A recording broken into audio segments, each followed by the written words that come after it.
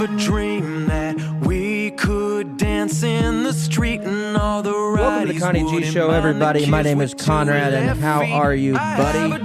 Yeah, sorry about, well, not sorry for the intro there, but make sure it sound all right. Sounds okay, I guess. Yeah, this is City of Lights album by Kareem Salama. If you're wondering at home, Kareem Salama is the guy that you're looking for there. Yeah, like most of you guys, I woke up this morning, which was step one, and I looked at my watch, and it said that it was the 14th of June, 2023. Now, step two. Woke up, still 2023. Okay, that's only one day from the time I went to sleep. Everything is good. And then I went on the morning routine, which is pretty simple. Usually it's dishevelment. I start the morning disheveled is what I like to do. So I like to roll out of bed, disoriented, be like, whoa. Typically, it's 5:55 a.m. The alarm goes off. And I have been waking up to that time. You know, I don't know if you're like me where every once in a while I think your body just gets on this, I'm sorry, I can't do a show. I got a person outside that's just, I thought they'd be okay, but they're not. You can't leave anybody alone for any period of time. They get too crazy. So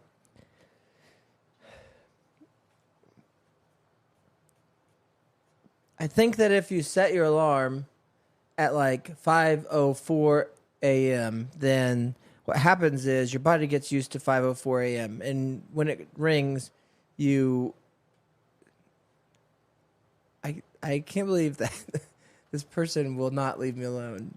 It's incredible. You try to do a show in a taco shop in Davenport, Oklahoma, and you have people that stand outside your door. I'm going to turn the camera around so you can see what I have to deal with the next time they walk up. I'm going to take the toilet cam out and I'll set it up onto that door. We'll have a door cam, which is probably smarter. And it ruined my premise. All I'm saying is I got too used to certain earlier times, meaning or my body just could not move at those times. Have you ever had that where it's like it's 5:15, look over, you hit it, you fall back asleep, and it's 7:30. It's like, holy jeez. You know, my alarm didn't go. It's like, well, or maybe your body needed to sleep for 2 more hours, you know?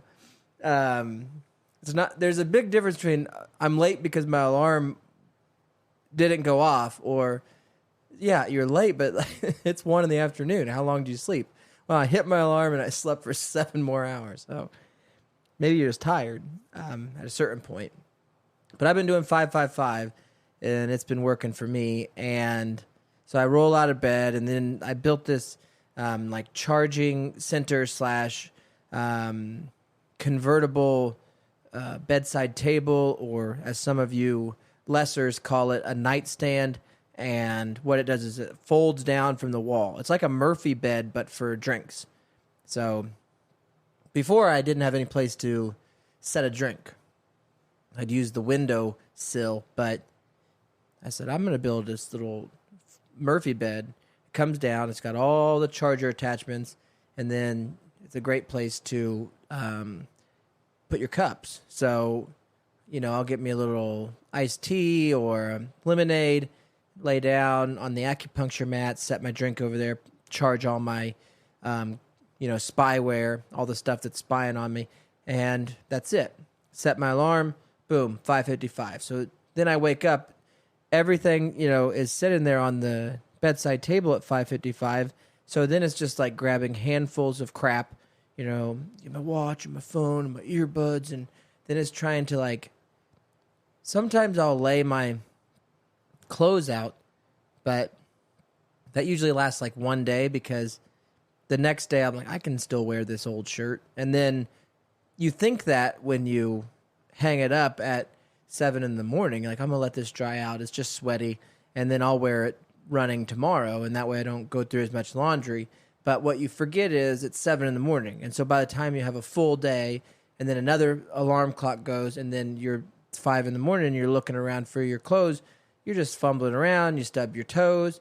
I stubbed my toe. I mean, that's one thing. I don't believe in getting, blaming other people for your mistakes. But this morning, what I like to do, though, is after the dishevelment period, go to you go to the facilities, do that, go in, get a cup of coffee, go out to my spaceship, which is the sofa there, and sit on the sofa. Sometimes there's a kid there. Sometimes there's a dog there. Sometimes there's a traveler there, a dad or an uncle. So sometimes the spaceship is occupied. But my kids are at summer camps, and so it's just nude week, down at OK Tacoville. You just get out in your underwear, or you can take your underwear off. There's nobody there, and so you go sit on the couch and be like, this is what it's like to be able to sit on the couch with no underwear and not worry about somebody coming in, that kind of thing. So anyways, I was sitting there. Oh, no, I was telling you, I don't get mad about something that's not my fault, but I like we have a coffee table or a chest that sits right in front of the sofa, and I like it to be about a foot from the sofa. If you guys can imagine what a foot is, it's a unit of measurement. So think about like your shoe. What size shoe do you wear? If you wear an 8, think about if there's another half of a shoe duct taped to the front of your shoe. That's about how big a foot is. And I like the little cupboard, the little lay down cupboard or whatever, to be about a foot away from the sofa.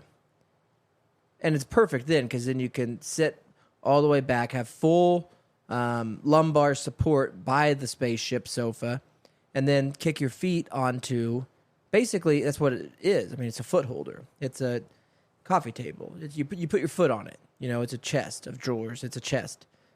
So anyways, my wife, though, has a different eye for design, as most women do. Sometimes I'll look at something and say, looks good right there. And she goes, that looks like utter shit. You should move it. That's ridiculous. And sometimes I say, those colors look nice together. And she's like, that's not true at all. You're making that up, right? And it's, okay, what do you want? Well, she does not like it a foot. She likes about 6 inches from that sofa. And so what happens is, at 6:03 in the morning, after I've stumbled around and grabbed all my stuff off the nightstand and stumbled through the darkness, I'm hopping over yesterday's discarded trash and clothes and crap and garbage and, all the different dog leashes and dogs and her stuff and shoes. And we live in a pretty nice area as far as demographically goes.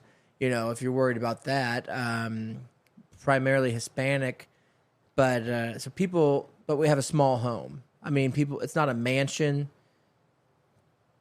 or even an estate. I think if a woman was going to come do an estate sale at our house, she'd be like, you can't call it that.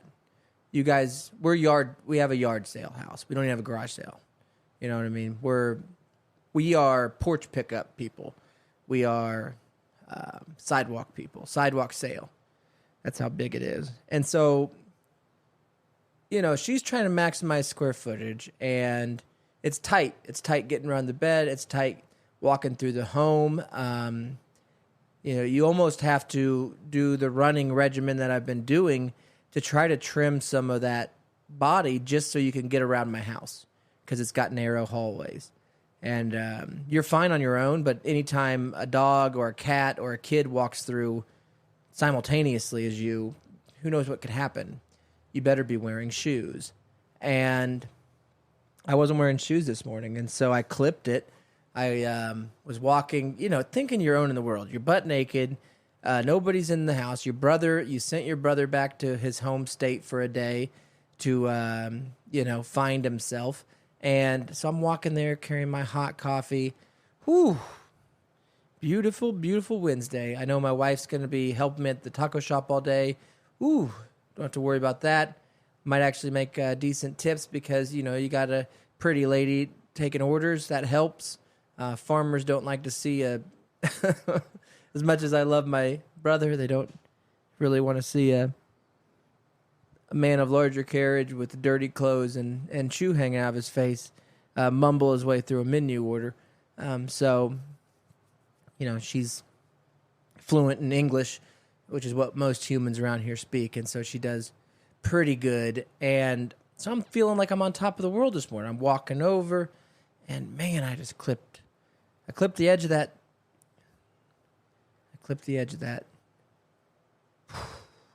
And so my toes, it was fine. I think as you get older, and maybe it's just evolution or de-evolution or whatever it is, the fact that we even have fingers and toenails seems to be, a problem that's going on. And you can hit with your toe. If you're walking at a normal speed and you hit the edge of a coffee table with your toe, I think it's comparable to a gunshot. I think that's what, there's like a pain breakdown on that. But when you knock the toenail off, it looks worse than it actually is. I think as you get older, they get more brittle, and they're just falling off with the evolution. So I lost a toenail this morning, and I sat down to think about it on the sofa, and as I was sitting there thinking, I was just like, gosh, what am I going to listen to as I run this morning? And Apple Music, which is a service that provides music, it also spies on you and, probably manipulates your attitude based on playlists it curates for you based on your listening history. But either way, I pay for it, so I use it. That's one of my big, if there is a cross that I have to die on, it will be that I paid for it. That's why I'm using it. Not that it's better. You know what I mean? People are like, why do you use Spotify? Because I pay for this one. That's it. If you can teach me how to delete this and tell me there's something better that costs less money, I will pay for that. And all the people that pay for stuff, hey, by the way, thank you. If you're paying for this, that's great. I appreciate it. If you know somebody that's not paying for this, send them a link or tell them to go to Patreon and search for OK Taco Club. OK Taco Club is the home of the Connie G Show. It's also the home of the OK Taco Show, where we discuss life as taco men in Oklahoma on Route 66. And there's a lot of backlog episodes of crazy things that happened when we ran the food truck, and a lot of episodes I don't remember, and a lot of clues to what was ultimately where we're at now, back in the archives that are all available on Patreon. Some episodes are available if you want to search for OK Taco Show on iTunes and stuff, but if you want to just make sure you're getting everything, just go to patreon.com/OK Taco Club. It's $5 a month if you want to support the show. And for sure, you're going to at least get a weekly episode of the Connie G Show. So enjoy that. So I'm trying to think, what song do I want to listen to? What do I even want to listen to this morning when I'm running? And Apple provides playlists that it builds. You know what I mean? Like, it builds a country playlist or a rap playlist or a rock and roll or 70s playlist, and which is good because it takes the big work out of finding random artists that you like and creating some sort of motivational weapon that can, at least that's why I'm using it, to try to motivate myself to go do something I don't want to do at that time in the morning. And but most of the songs are shit. Like, I like Taylor Swift, but only when I'm in the shower. You know what I mean? I don't like listening to her when I run. So what I was thinking, though, and I'm sure you were too this morning, is who's the greatest Muslim? Is there a Muslim country singer? Who's the greatest Muslim country singer? because it's just an industry that seems to be dominated by more of a Cabela's crowd that's singing country music. And every once in a while, there'll be a Hootie and the Blowfish that'll slip in there, a Darius Rucker or whatever. And people, it's almost embarrassing how people, to use my friend Nick Cannon's term, while out. You know what I mean? These people are wiling out about Darius Rucker singing Wagon Wheel. And in my mind, it's like, do you think it's good, or are you just being extra supportive because it's somebody that's doing something that's kind of out of the norm, being a black country singer? And sometimes I think that that's like what people are doing. It's like a virtue signaling thing. So I was thinking, well, is there a Muslim version of this? You know, because the NBA had Kareem Abdul-Jabbar, and boxing had Muhammad Ali, and it's like it doesn't even have to be. What's so weird is it's still in maybe not your head, but in my head it's like, why not? And then sometimes you ultimately picture. You don't picture Kareem Abdul-Jabbar. You picture like the characters from. You picture the characters from Team America World Police or something. The puppets that have like the stereotypical terrorist or something. And so it's like probably because of the terrorism thing is probably why there's not a lot of country singers. Country singers seem to hate terrorism, and Muslims, as majority, hate it too. I'm going to say that. But as a percentage, there's something off kilter. Like even if 0.1% of Muslim people hate are terrorists, if that was the actual stat, if 0.1% love terrorism, you know what I mean? 100% of country singers hate it.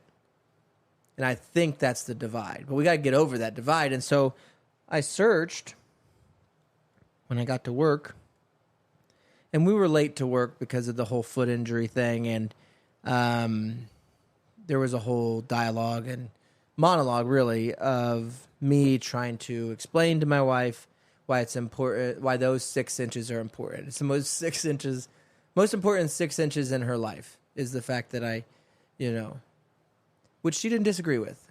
She thought that my feet were more important. So, but when I got to work and before I got started with the taco business, I Googled Muslim country singer, and Kareem Salama, he turned up.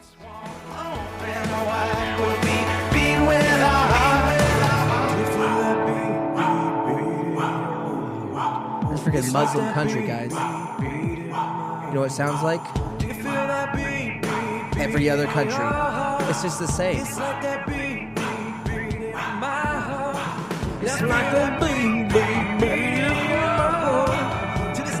just saying, dude. So if you're looking for a little inspiration to get you motivated, if you just want to listen to a nice something that's very similar, very familiar, but coming from the mouths of a Muslim, just Google Kareem Salama, and he can help you find that.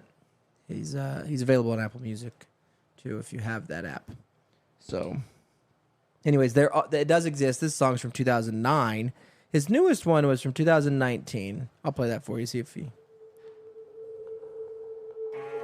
There ain't nothing left to talk about. What is this? So the silence is enough between me and Jamie Johnson?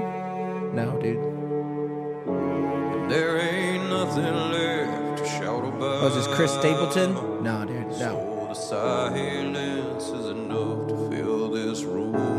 It's freaking Kareem Salama, dude. They say love conquers all. And that's the thing about it, though.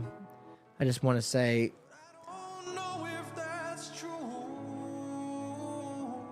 if you're a freaking Muslim songbird out there, and you're thinking it's time to put your Stetson hat on and your Wrangler jeans and drive a Dodge Ram with a Cummins emblem on it, you got to get a good name. You got to get a country name. Even Darius Rucker from Hootie and the Blowfish, he didn't come in and be like, I'm Hootie and the Blowfish, I'm just singing country. He changed it to Darius. He didn't go with Darius, some weird name. Rucker, rhymes with trucker. Country people understand that. And I'm telling you, dude, Kareem, I like you. I like your song. It sounds great. Your name, you can take it if you want it. Ladies and gentlemen, Keith Turbin. I'm looking at you.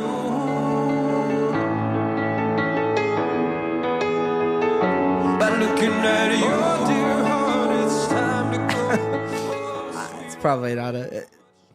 After saying it, I see that could be deemed as insensitive. I don't understand that though. You know what I mean? Shouldn't be. From what I understand, turbans are just like a big headband, like a tall headband that people wear to keep they put a bunch of water in it, and then as the sun shines on them, because it seems to be like a pretty dry climate where people that wear that kind of headband live, and I think the water just comes down and kind of soaks their face throughout the day, and that's what a turban does, is from what I understand. And Wranglers are just Wrangler jeans. You know what I mean?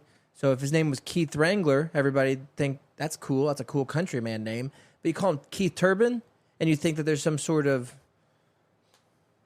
something going on there. And that's what I'm here to fight. Thank you guys for being here with me today on the 14th of June, the year of our Lord. And thank you, Kareem Salama, for your beautiful song. I'm looking at you.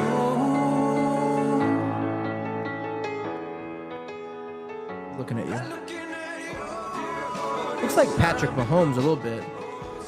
Quarterback Patrick Mahomes. I don't know who you were thinking of. So, oh my God. My tooth, man, I'm telling you, sometimes even worse than stubbing your toe. You know what I mean? Because stubbing, that's just a barbecue sauce. From, I'm pretty sure it's Kansas City. Shannon used to love Stubbs. And he'd be eating a piece of brisket. I would say, you stubbing, dog? He's stubbing. You know? But the teeth. I've been fighting this. I think it's like an open nerve. I don't know how it happens. It happens probably from poor dental hygiene, I would imagine. But the enamel can break down. This is what commercials will tell you. All of this information is based on 30-second advertisements that I've seen in between Nickelodeon shows and then sports events, and then finally, that I'm watching in between It's Always Sunny in Philadelphia episodes. So most of the information you hear on this podcast will be based primarily on how do you say that? Advertisements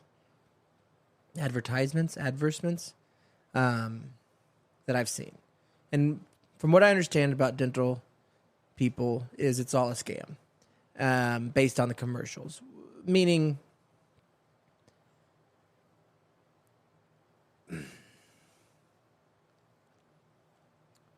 I never really trust anything that has a very wide range of outcomes, I guess. So, like, the fact that dentists are so intertwined with insurance and health insurance and Medicare and Medicaid, and so governmental subsidies and programs that also help people get dental care. The fact that there's 18,000 different kinds of toothbrushes that each claim to be the best, and 18,000 different kinds of mouthwash that each claim to do the same thing, and that there are dentists that get paid to recommend certain products over others, and that dentists hand out swag to people, and it's kind of much like the vet, where if you need like you have a cavity, you need a cavity filled. One dentist might say, "Oh, that's going to be $1,000," and the other dentist might say that's going to be $25. And it's like, well, which one's better? And it's like they're both the same. We just work with a different insurance company, and we just don't take yours. Or anytime that shit happens, it's like, this is not, it doesn't. It seems like they operate in a building with either high rent or they own a building in a high rent area. They drive fancy cars to work. Everybody seems to be pretty well off. It's a staffed building, and it caters to people.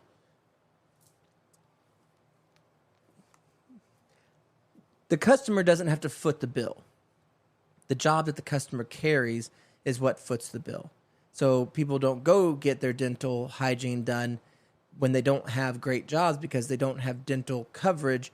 And so the whole system leaves out working class and below in the dental world. And then once a person does have a good enough job to go get their teeth taken care of, the amount of damage that supposedly has been done to their jaw over the years is like so irreparable that a dentist quotes them with some extreme number that the person then continues to ignore their dental issues. And what happens is you just have a whole half of people that can never get dental care, and the other half judging them on it. And it's like, I don't know. I just don't like it because I don't know if it's true. It's like the vet. I could bring my dog in and be like, well, it's $1,000. He's got cancer. Just take these pills. But then if you tell them, man, I'll just go shoot him, they're like, well, we could try this. It's $55. Like, why don't you start with that? But they don't want to start with that. So what I do for toothaches, and this is just a home remedy, is wait. It usually hurts for quite a while, and then I wait, and then it goes back to dead, probably. And I don't know if it's the right thing to do, but it's worked for a long time. And so if I'm in a bad mood or whatever, if I'm pissy today, it's because I'm to that point where I've just been eating some damn ibuprofen, dude. I think I got the shakes. I got the ibuprofens. You call me and it's like, what's going on, dude? Ibuprofen right now, dude. So I might have to address it, but like most dental stuff, if you ignore it long enough, it will be fine. And if you guys want to comment below about that, that's fine. Thank you. So, I don't know if there's any. Some people say like use salt water and swish it around. I got one of them deals that it's if you breathe cold or hot on it, you know what I mean? It stings. And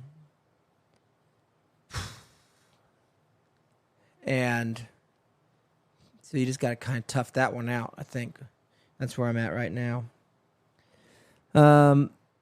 But I try to distract myself. One thing I did last night to distract myself was I laid on the acupuncture mat next to my nightstand and my lemonade, and I turned on HBO Max. And it's a great little subscription service, home box office. You guys know HBO. And they were featuring a program called Ancient History or Ancient Catastrophes or something like that. And I like documentaries. I typically lean towards biographical ones, but I was thinking I was only going to be awake for a few more minutes, so I turned on this documentary. And what they were talking about was this area of the world by Egypt in the Mediterranean, which I could be making that up. I don't know anything about geography.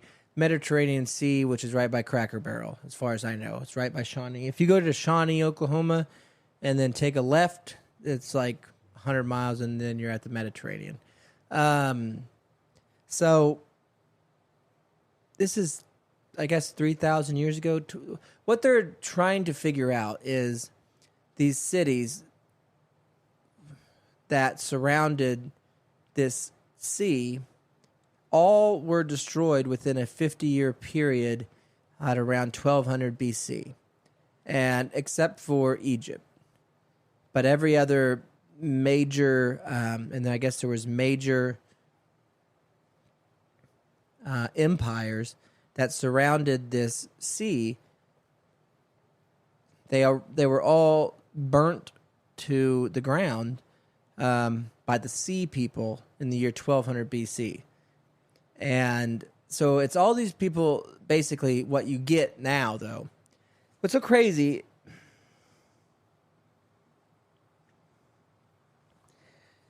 I guess I'll say it two ways. What's weird is this. So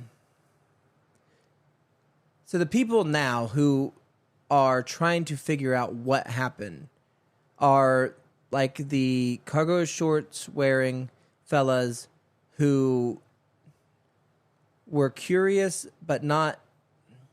You got to think about the kind of person who becomes an archaeologist. I can't say that word.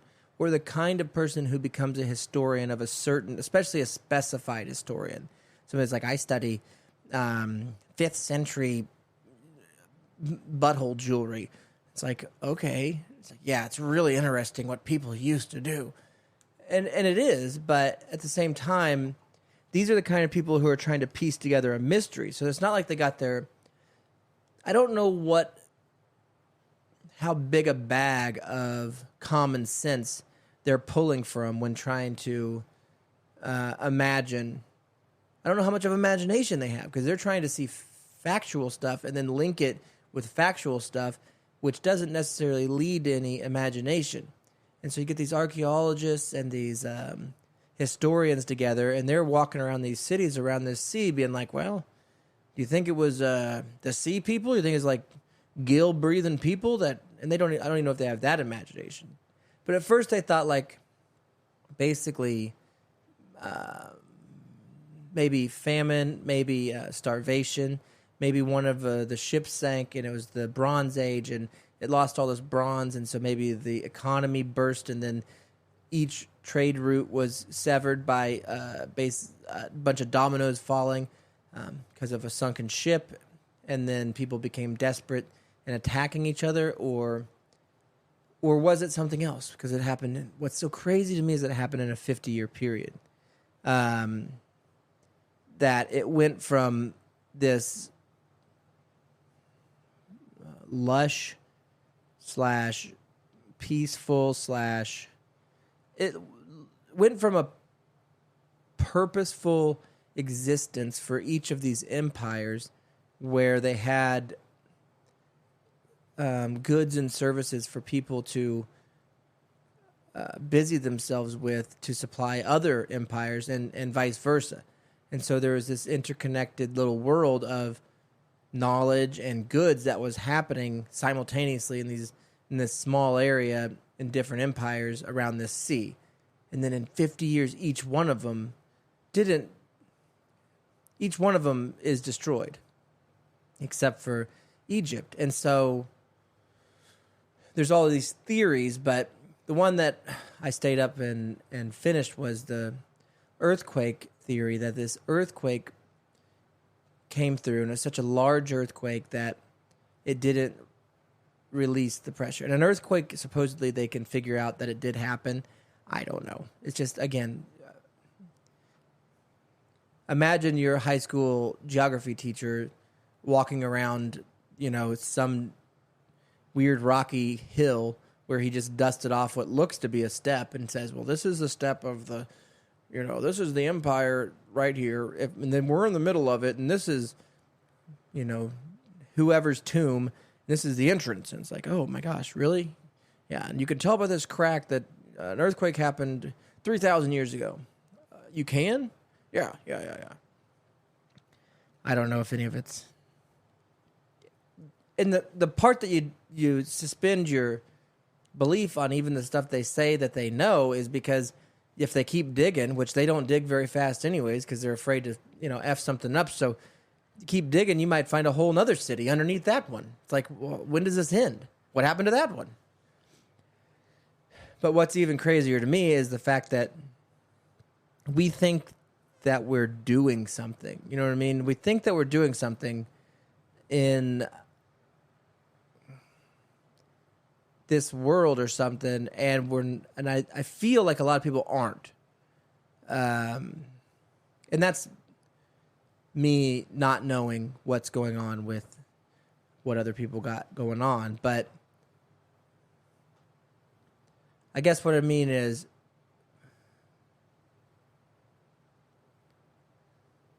it's just hard to imagine that in 1152 BC, there was like a 17-year-old that was just laying in the dirt underneath. Hopefully there was a tree or something, maybe by a creek, and he's just laying there. And somebody walked by and was like, "Hey, dude, what are you doing today?" And he's like, "I'm just don't feel it, you know. I just don't.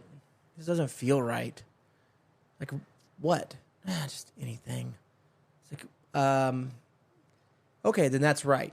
Stand up, grab the, weird dolly that moves boulders and help me move this boulder because we're building an empire. I don't know. They built all this crap and then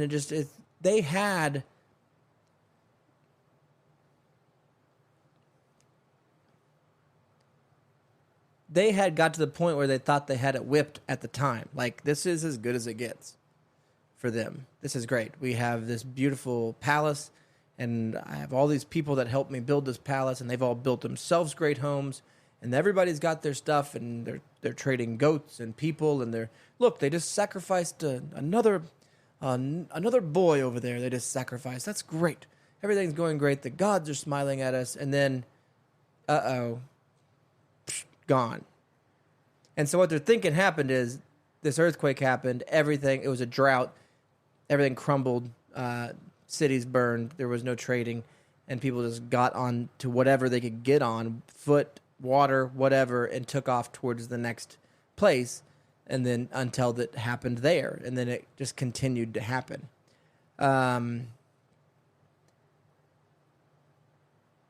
But there was also like kind of a theory of like, well, maybe these people weren't ready for. They didn't prepare themselves correctly. They got lazy, basically.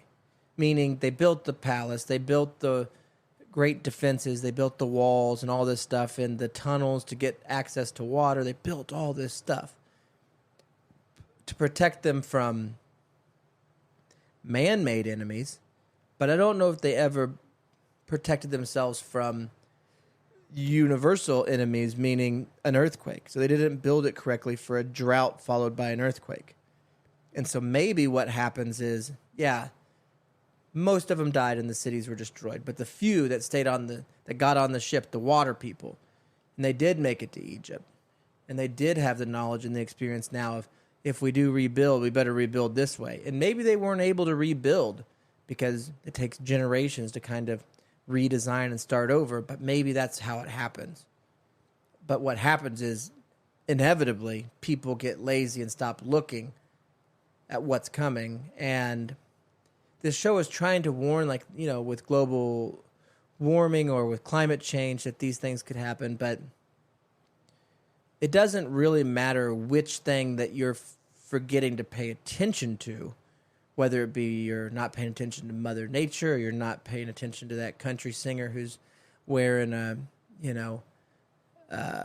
dynamite vest, or you're not paying attention to, but people aren't paying attention. And I think that right now, if you wanted to compare this fall of these empires in 1200 BC to now, which is what this show was trying to do, I think the biggest comparison is that the show had mentioned that they became so prosperous with their trading that everything seemed to be okay, so people weren't paying attention. They were stuck in their own world. And I think there's a pretty good argument that that's happening, at least in this country now, where your basic needs are all met, then meaning your food and you're clothed and you have shelter, you're fine. And so everything that people are dealing with goes beyond what actually really matters. And so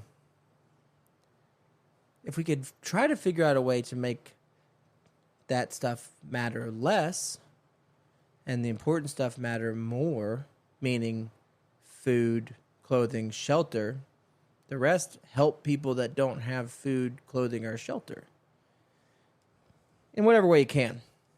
So, I don't know. That's just a theory. It seemed like maybe they weren't helping people and they weren't helping themselves protect from something that, even though it hadn't happened before, does not mean that it won't happen.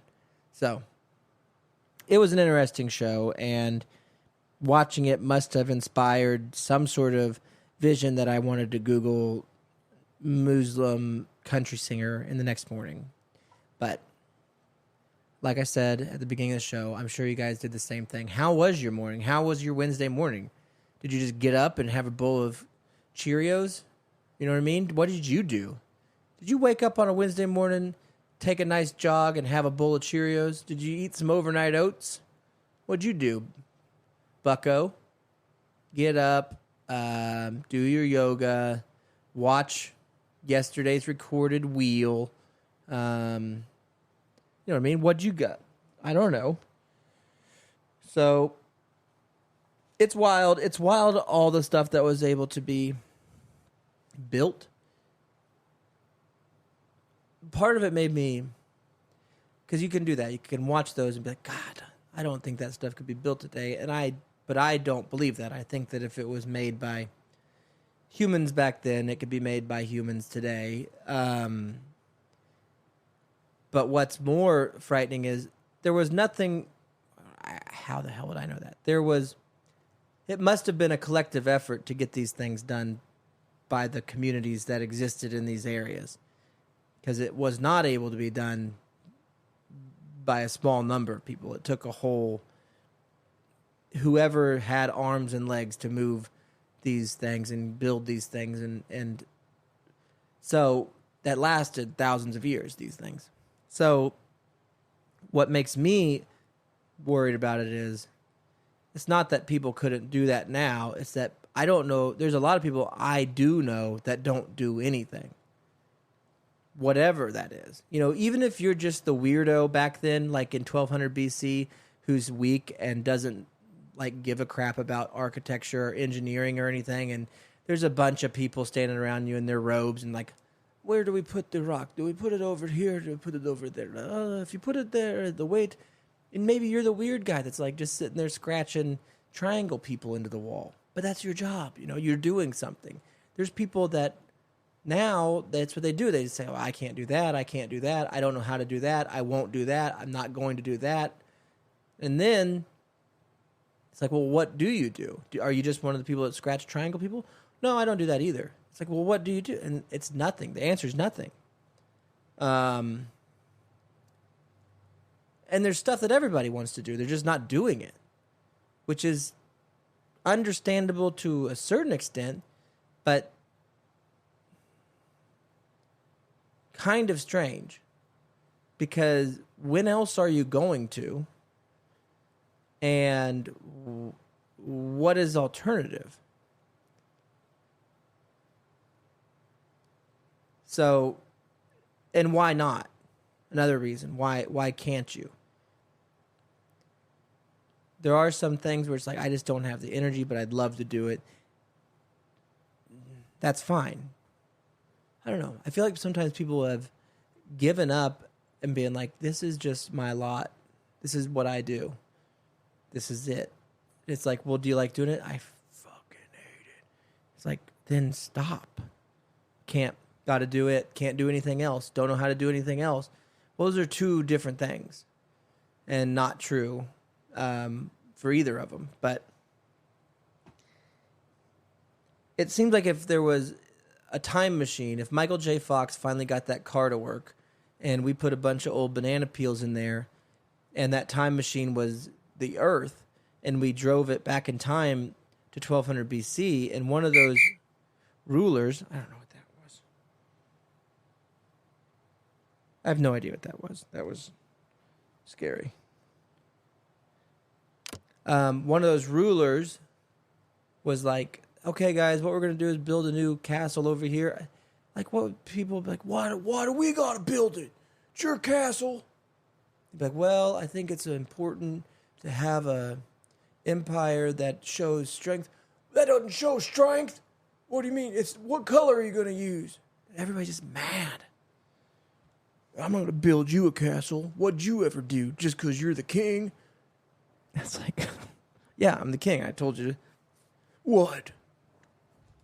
Well, what are you going to do then? If you're not, okay, you don't have to build me a castle. What do you want to do? Nothing. Okay. So it's a good show. If you have HBO, I can't say I suggest it. I mean, there's no spoilers. I don't think they ever really figured it out.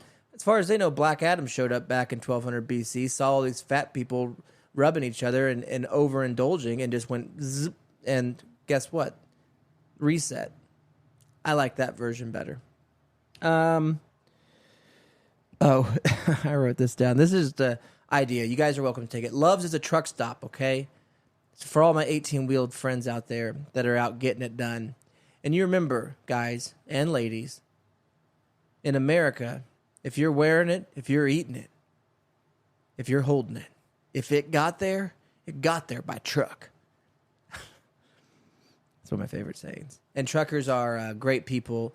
And, you know, if we were building an empire of big rocks, we'd need a lot of trucks. And so what I was thinking to try to help them is when I do go to a gas station on my way back to Kansas, I like to stop at a place called Love's.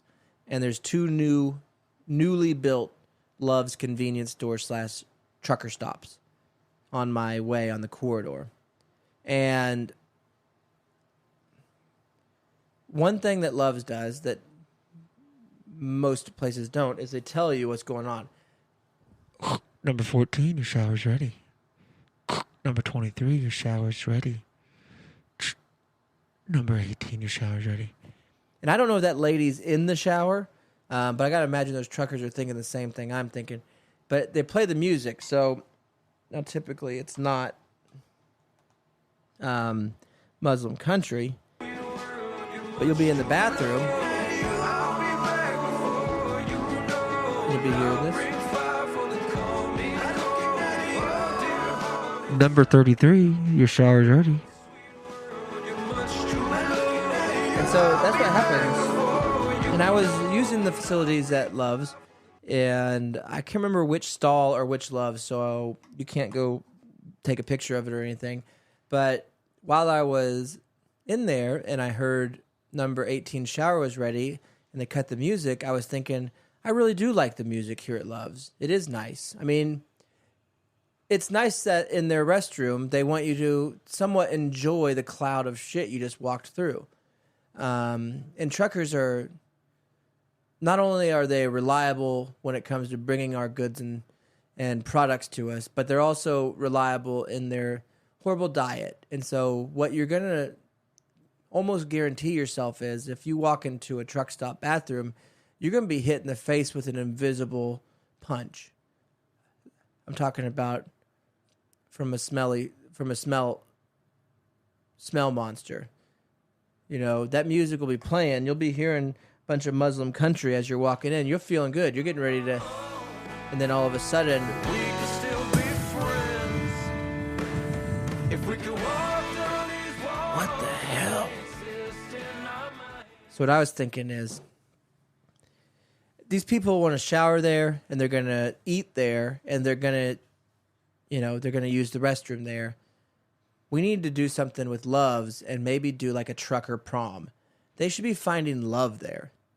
I mean, you can't name yourself Love's, and you can't offer all the amenities to travelers and truckers, but not offer the one amenity that everyone is searching for or doing it for, which is love. So I'm thinking we team up with Love's convenience stores and we start trucker prom. There's enough female truckers out there now, and just lonely travel women who are gypsies, who are looking for some sort of stranger. Now, is it going to be awkward for some women who are married to go to there and always be hit on? Probably. I mean, if you're a good-looking lady and you go to Love's to get yourself a zigzag and a damn, 24-ounce Dr. Pepper fountain drink, guess what? Roger is going to ask you if you're on your way home or you want to stay for a dance. Okay, because this is Trucker Prom. September 15th at all Love's convenience stores, 2023, Trucker Prom. You will be asked to dance. That'll be our tagline. The music's already there. You already have the DJ. It's already pumping in the shitter area. Just go to the shitter area, bring a trucker, or meet one there, and freaking dance your heart out, dude. Why not? And then go back out, get yourself a Johnsonville brat, put a little mustard on there. It's free chili at Love's. Hit that bag chili, okay? And then get out of there. How was your drive, honey? How was your drive, sweetie? Oh my God, such a long drive. You went to Minnesota? How was it? Well, pretty shitty, Mom. I hate Minnesota. But guess what? What? When I was in Oklahoma, I stopped at a Love's in Guthrie. And when I walked in, a man asked me if I wanted to dance and led me to the bathroom. And we slow danced to Garth Brooks. It was Trucker Prom, Mom. And that man is standing behind you right now. Roger, this is my mom. You can call her whatever you want. I hope you could someday call her Mom, too. It's just bringing love together, is all I'm saying. It's using the name of the gas station and an event that has caused probably more harm than good, prom, together. It's bringing those two things together. Those two worlds collide. And we can name it that, Worlds Collide. Like, at my prom, I think it was A Night to Remember, was the movie about a girl who got cancer, who gets a high school cancer, a high school version of cancer. And her boyfriend who sticks with her and, like, I don't know, pushes her on a track and runs upstairs with her and shit. You've seen it. It's a book, too. But it was nice to be like, what are we calling prom? And somebody's like, it's A Night to Remember. It's like, oh, the cancer one. Good. I'm glad. It's nothing more romantic than, you know, hey, babe, you want to dance? Where? At prom. What prom? A Night to Remember, based on the book about the girl with cancer. So that's romantic, dude, is looking into death and an uncontrollable death that you get to watch happen. That's what cancer is. So yeah, it's a bad deal, but I think you mix it with Love's gas station. I think you got a good thing going right there. I think a trucker prom is smart. You get yourself one of them Glade plug-ins or something. Love's should get a Glade plug-in situation, or Febreze. Just have that lady from Progressive hold a can of Febreze and just squirt every person that walks in there. You never wonder why Febreze doesn't... Why don't you just make the toilet water Febreze? You know what I mean? Just put a packet of it or something in the bowl, and so each time you flush, little Febreze goes in there. I wouldn't recommend it for everything, and I'm not sure if it would contaminate the drinking water, and it might even offset all the stuff the government's putting in the water, but it would be nice to be able to walk into a public restroom and not feel like you got hit by John Wick's diaper full of shit. So, anyways. And when you do, if it smelt nice, you already got the music. Just grab your partner's hand and do-si-do around the urinal, everybody. Welcome to Love's Prom. Worlds collide. I'll leave you with this today.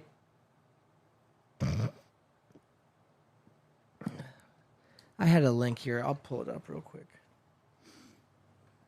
I got to tell you this because every once in a while when you're looking for stuff or trying to remember things or jotting notes down, sometimes you find things like on the websites you're on that are advertisements.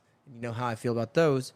And it just catches your attention. And this was one of them, and I clicked and saved it because I know a lot of my audience is interested. This is from a company called V as in Vector, N as in Nancy, S as in Sam, H. VNSH. And what they do is, this is a new holster, okay? It makes any semi-automatic pistol virtually invisible. and comfortably carries 2 spare magazines, no matter what kinds of pants, shorts, or skirts for the ladies you're wearing. Urgent, because of inflation, prices will be going up soon. So lock in your special pricing right now. I'm going to go ahead and play this, and I want you guys to be able to... First, I'll read you this, because do you need a new holster? 34,131 Americans have trusted us this year to give them the most comfortable holster. God, my holster is not comfortable. Dude, what kind of holster do you got? Oh, man, I got a VNSH, dude. 31,000 of us got these, dude. The VNSH holster is rapidly becoming one of America's best-selling holsters. And for good reason, too. It's the most comfortable holster you're ever going to wear. It works with any clothing imaginable. That's right. Because the built-in waistband simply goes around your torso like a belt. Don't you get it, dummy? That's the problem with old holsters. You need an additional belt. This one's got one built in. It doesn't need to hook or clip on your pants or your old crappy belt. It's designed practically. Guarantees you will not print, which makes your gun virtually invisible to others. God, look at that. It's not a gun, I can tell. Well, I can't tell. I think it's just his... There's not a gun there. They show the picture. It's like, no way you're going to be able to see this gun. It's like, I could probably clearly see that gun. Ma'am, you're wearing a Juneteenth teaback and you have a gun sticking out. How'd you see it? I thought it was invisible. Let's see what this idiot has to say. I'm going to enable sound. Okay. How do I do that? All right, gun owners who want to conceal carry, let me tell you about a big mistake that thousands of people are making all across the United States when it comes to their holster. That is, Guys, thousands of people are making this mistake, so listen up. His shirt says "Pray" on it. getting the wrong holster. And by the wrong You're getting the wrong holster, guys. Hold on. holster, I mean they get a holster that they don't end up using. Look at... Where do you keep your keys? In my crappy holster over there? You buy a holster because you want to conceal carry, but then that holster and your gun sit at home, it's pretty much useless. So that's why I want to talk to you about the Vanish holster today. I'm going to tell you guys a secret. If you want to conceal and carry, just conceal and carry. Holster is the most comfortable holster on the planet, and that's because I designed it to be the most comfortable holster on the planet. Comfort's king when it comes to a lot of things. Conceal carry is one of those. I mean, take a look at this gym that I built here in my garage. Made out of an old I built Audi. this because I knew it's comfortable for me to have it in my garage. That's a squat rack. If this was Comfortable. a case where I had to drive 20 minutes down the road, I That's simply wasn't going to uncomfortable. work out. So Hell I put no. this here, and that's why I designed the Vanish holster to be the most comfortable. I can lift and hold my gun. When I'm doing squats, I like to make sure my freaking piece is with me. Just in case somebody walks up behind me, I'd like to turn around and be able to shoot them in my garage with my holster and my gun. Just in case. Hey, pray about it. All right, buddy? Okay, I can't... let's go back to the music, guys. Sorry about that. But anyways, if you're one, we're going to link up with VNSH. And if you got any questions, you can call them at 888-526-1885. We're not getting paid by them. There's an unpaid sponsor. Thank you, VNSH, for wanting to advertise your comfortable holster. For all you people who don't need a license for something that you're hiding, continue to conceal and carry. The only issue you'll ever have is when there's an issue. You'd have that regardless. So hopefully there's no issue. I prefer to conceal and carry tobacco. But, I use it like the guy in Bloodsport, where it's like sand in the eyes. Just open a can of Copenhagen and throw it in a assailant's eyes. Assailant? Salient? Salient. Assailant. Assailant. He's assailant. So the only thing I'll leave you with is a little bit more advice, and this is something that I gave to my son who's at camp. But I gave it to him when we were staying at my dad's flophouse room, which is a room that has been discarded by children as they've grown up and moved away. So it's been everybody's room And then now it's just a mattress on the floor. It's the flop house. And we were sleeping there last week, and he was in a goofy mood, and so he was jumping around, and then he knocked on the walls. And I told him sternly, son, be careful. Never knock. What did I write? You don't ever knock on a wall because you never know if it'll knock back. Something like that. Don't knock on a wall. You never know who will knock back. I think I like that better. So, I tell you what, if you do answer your door, though, and when you answer your door, you're frightened at first, but then you realize there's nothing to be scared of. It's just Kareem Salam, and he's here to sing. Get some sleep. If I Don't let your meatloaf, everybody. dream tonight, then I'll dream about you. Have an okay If I day. could wake up tonight, then I'd wake the heart in me. If I could see you tonight, then I'd finally breathe.